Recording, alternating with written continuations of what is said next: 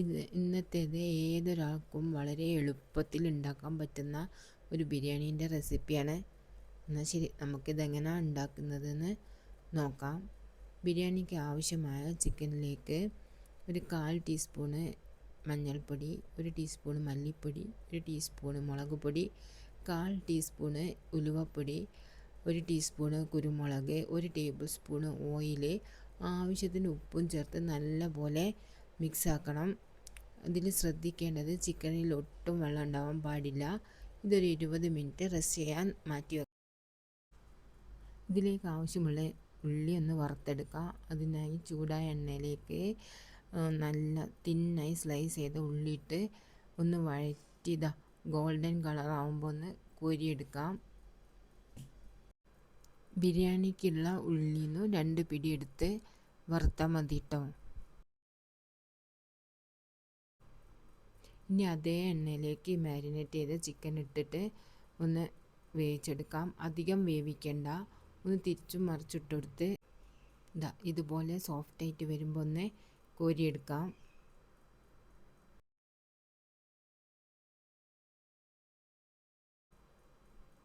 അധികമുള്ള എണ്ണ മാറ്റി വെക്കാം, കുറച്ച് എണ്ണ മതി.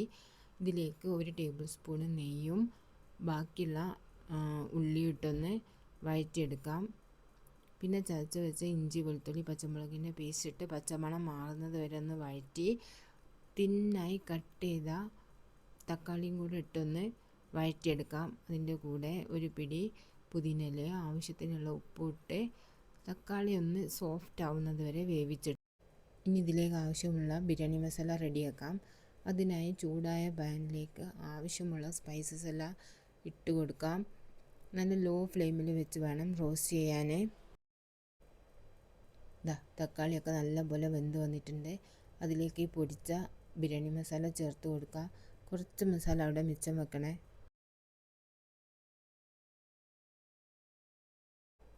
ഒരു 1/2 കപ്പ് തൈരും കൂടെ ചേർത്ത് കൊടുക്കാം.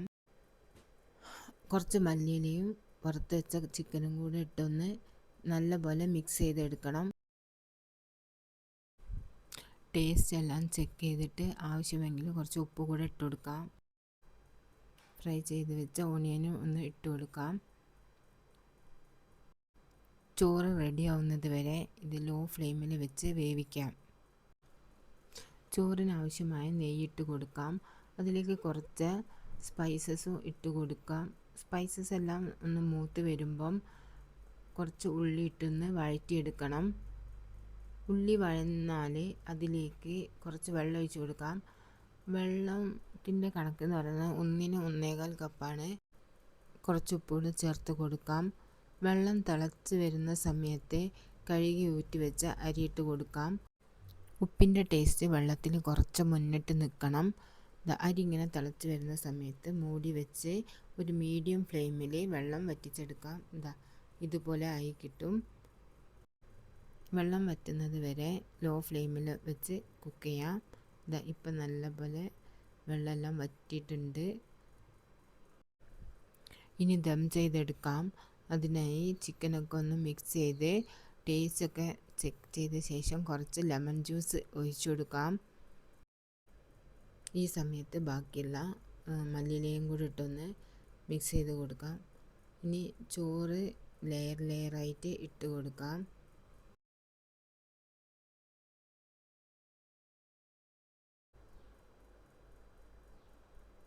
ചോറിൻ്റെ മുകളിൽ കുറച്ച് ഗരം മസാലയും കാഷ്യൂവും കിസ്മിസും 1 ടീസ്പൂൺ നെയ്യും ഒഴിച്ചു കൊടുക്കാം കേട്ടോ. പുതിനയില ഉണ്ടെങ്കിൽ അതും കൂടെ ഇട്ട് കൊടുക്കാം.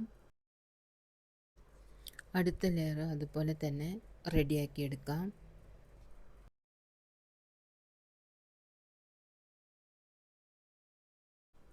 നല്ല ലോ ഫ്ലെയിമിൽ വെച്ച് 30 മിനിറ്റ് ദം ചെയ്തെടുക്കാം. നല്ല കൂളായതിനു ശേഷം ഓപ്പൺ ചെയ്യാൻ നല്ല അടിപൊളി ബിരിയാണി റെഡി ആയിട്ടുണ്ട്. റൈസ് ഒന്ന് സെപ്പറേറ്റ് ചെയ്ത് കൊടുക്കാം.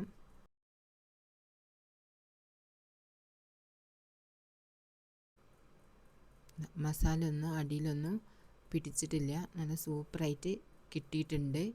നിങ്ങളെല്ലാവരും ഉണ്ടാക്കി നോക്കിയിട്ട് എൻ്റെ അഭിപ്രായം പറയണം.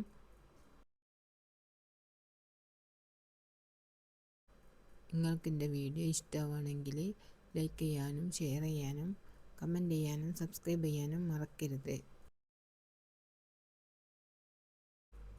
ബിരിയാണീൻ്റെ കൂടെ കുറച്ച് തൈര് സാലഡും പിക്കിളും ഉണ്ടെങ്കിൽ പിന്നെ ഒന്നും പറയാനില്ല.